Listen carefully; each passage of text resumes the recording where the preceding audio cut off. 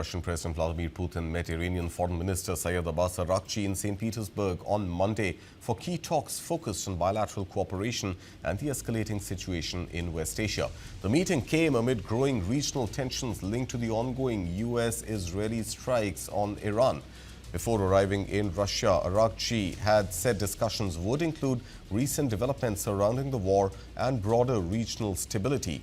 During the meeting, Putin conveyed his wishes for the health and well-being of Iran's Supreme Leader Mojtaba Khamenei and said he had received a personal message from him last week.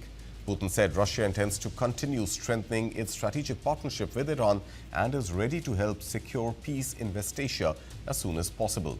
He added that Moscow would do everything possible to protect the interests of Iran and the wider region in pursuit of stability. Araghchi thanked Russia for its support and conveyed greetings from Khamenei and Iranian President Masoud Pezeshkian. He said ties between Tehran and Moscow would continue to deepen while praising the strength of the Iranian people. Senior Russian officials, including Foreign Minister Sergei Lavrov, also attended the talks. In a separate defense-level meeting, Russian Defense Minister Andrei Belosov held talks with Iran's Deputy Defense Minister Raza Tlaynik in Kazakhstan, where Moscow reiterated that the conflict should be resolved exclusively through diplomatic means and stressed continued cooperation with Tehran.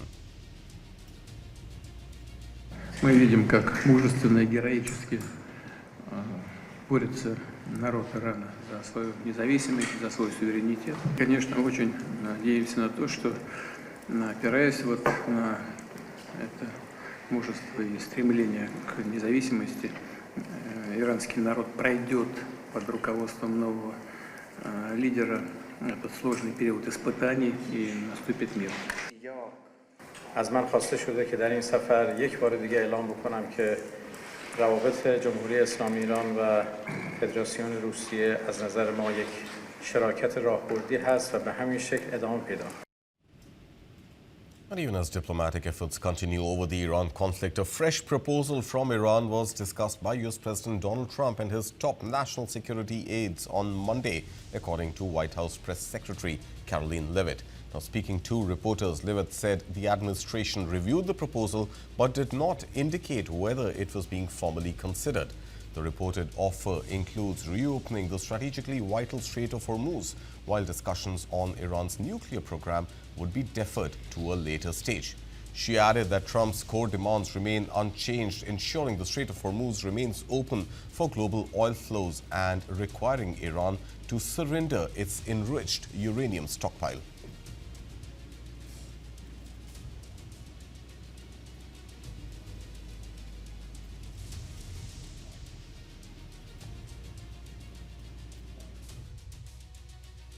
Iran has proposed a mutual reopening of the strait, leaving the nuclear discussion for later in the process.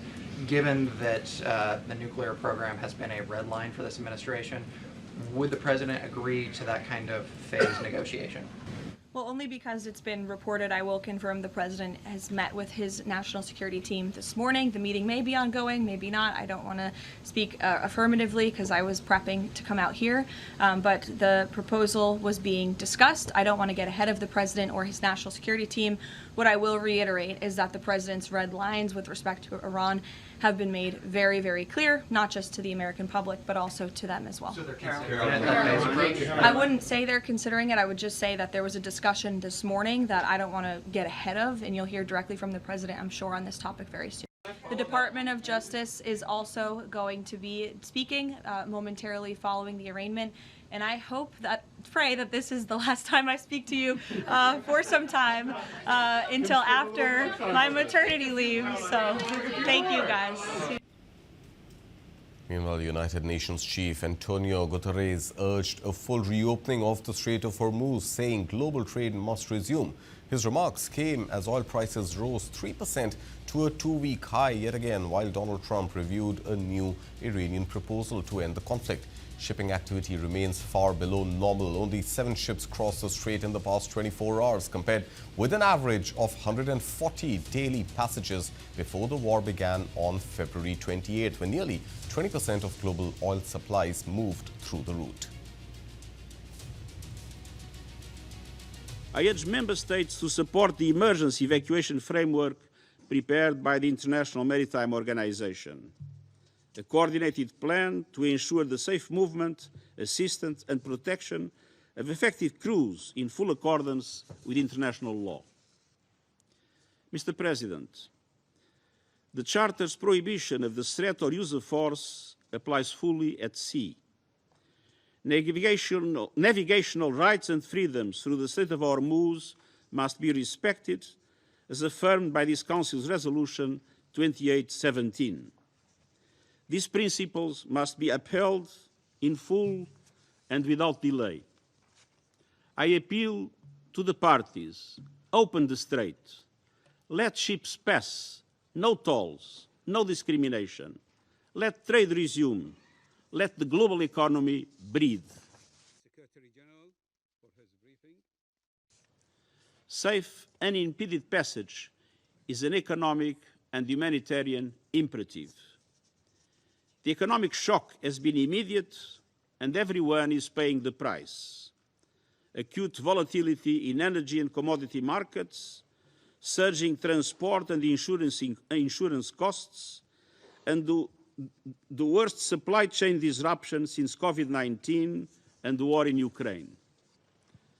These pressures are cascading into empty fuel tanks, empty shelves, and empty plates. The humanitarian toll is mounting. Delays and rising costs are slowing life-saving deliveries to people who cannot wait. And this crisis coincides with critical planting seasons. Prolonged disruption risks triggering a global food emergency, pushing millions, especially in Africa and South Asia, into hunger and poverty. Other global leaders are also speaking out. German Chancellor Friedrich Merz questioned the United States' strategy in the Iran war, saying he does not see a clear exit plan as the conflict drags on. The German leader also sharply criticized Iran's leadership, saying the country was humiliating the United States, particularly through the actions of the Revolutionary Guards. Listen in. Die Amerikaner haben offensichtlich keine Strategie. The Americans clearly have no strategy, and the problem with conflicts like this is always that you don't just have to go in, you also have to get out again. We saw that all too painfully in Afghanistan for 20 years. We saw it in Iraq. Im Irak gesehen. Also diese Geschichte ist. So this whole affair is, as I said, ill-considered, to say the least. Ich erkenne im Augenblick nicht, welche. At the moment, I cannot see what strategic exit the Americans are now opting for, especially as the Iranians are obviously negotiating very skillfully, or rather, very skillfully not negotiating, and letting the Americans travel to Islamabad only to leave again without any results. An entire nation is being humiliated by the Iranian state leadership, particularly through these so-called Revolutionary Guards. Vor allem durch diese sogenannten Revolutionsgarden.